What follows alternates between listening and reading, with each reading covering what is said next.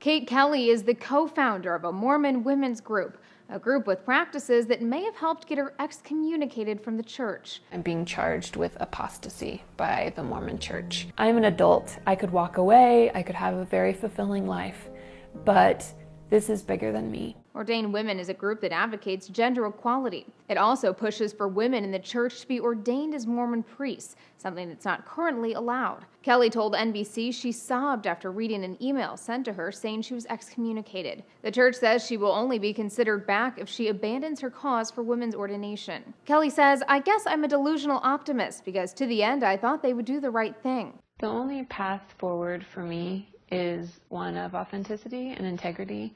And if the stipulation for me to rejoin the church is to recant what I believe and feel, I am not going to do that. ABC reports the decision to excommunicate her came from 3 male church officials in Virginia. About 2 months ago, Kelly led hundreds of women on a march asking to be admitted to a meeting for members of the priesthood.